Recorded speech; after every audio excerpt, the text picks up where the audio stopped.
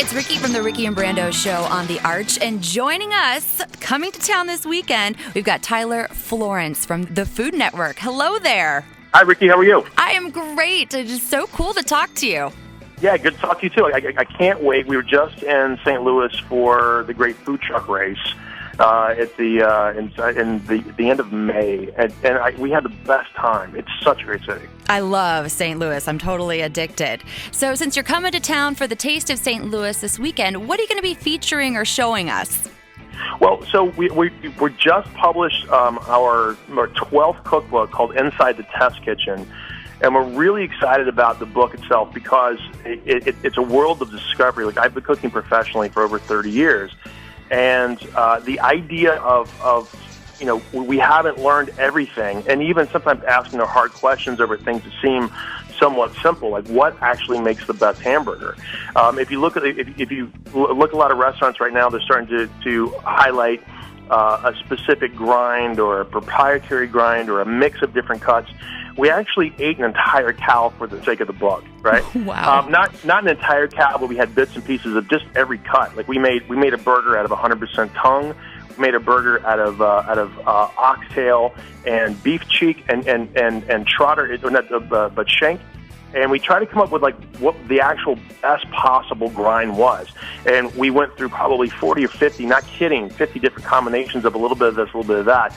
And we ended up coming up with a mix that we thought was just spectacular. And it's 50-50 short rib and ground chuck.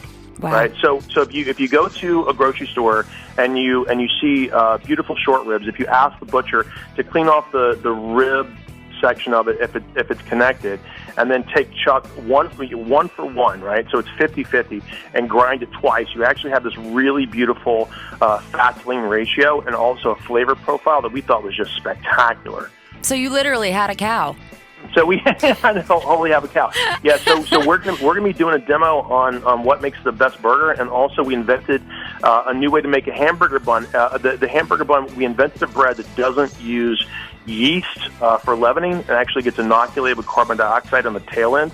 So we're gonna be demoing that, which is really kind of interesting, and we're trying to invent the burger of the future, right? So imagine walking to a restaurant and ordering a burger and having your bun baked live right in front of you. Wow, can you make that with 0 calories too? Well, I think we can make it to have an enormous amount of flavor, and that's what I really like about it, right? So we made this. We're sort of creating like open concept ideas, and they talk about the tech community quite a bit. It's like having this sort of open source conversation of let's make the base of it and show you the guts of the recipe and let you sort of take off with the idea.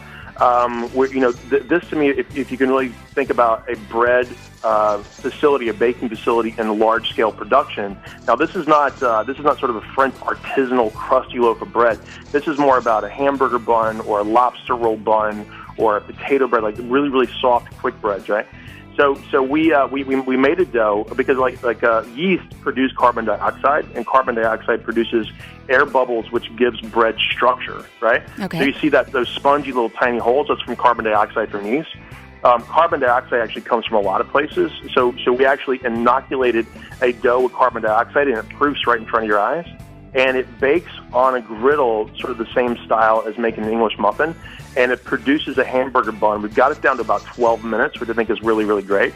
And to be able to like walk into a restaurant, order a burger, and have your bun baked live right in front of you. These are the concepts we think are really kind of exciting, and that's the base of our cookbook. Just because I like cooking for 30 years, I'm not done yet. I just think there's like worlds of great information to dive deep into. So so our demo in St. Louis is going to be how to make the perfect burger, and I think we've got some good ideas. Sweet. So when you go out to eat, what do you look for? What are the red flags that you just need to get out now and put that fork down? Well, so I think what I look for most importantly is an authentic point of view, right? Like a restaurant that opens as a business opportunity without the heart and soul and research that goes into telling an authentic, true story, those are the restaurants I always kind of stay away from, right? So if it's Italian but it's not really Italian, like to me, I always kind of walk away from it.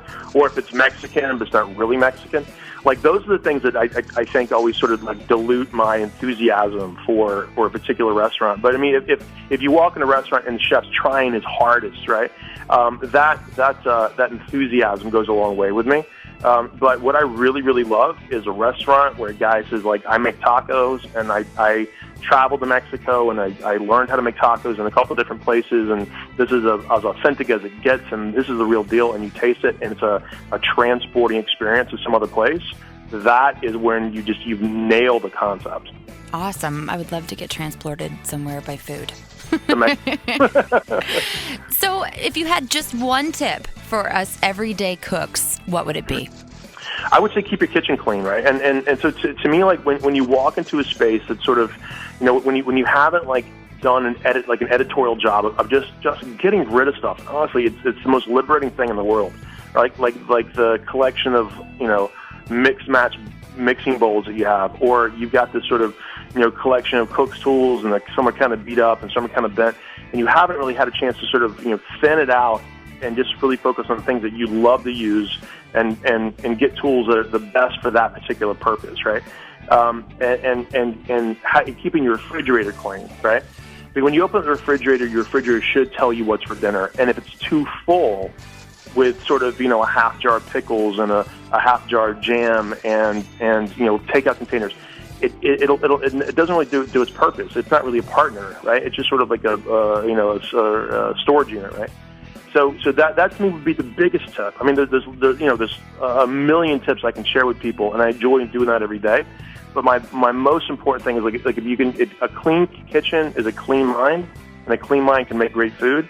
A clean refrigerator will tell you what's for dinner. A clean refrigerator will give you space that you can go shop and actually get the right things that you need for whatever your cooking projects are, right? Because like most people, if you open your fridge right now, you probably have like 10% of free space in there because things are just jammed in, and they've been there for a long time. Gross. It's just real. I mean, like, you open your fridge and like, wow, like I should just get rid of this stuff. Yeah, and now I'm going to just kind of hit the reset button.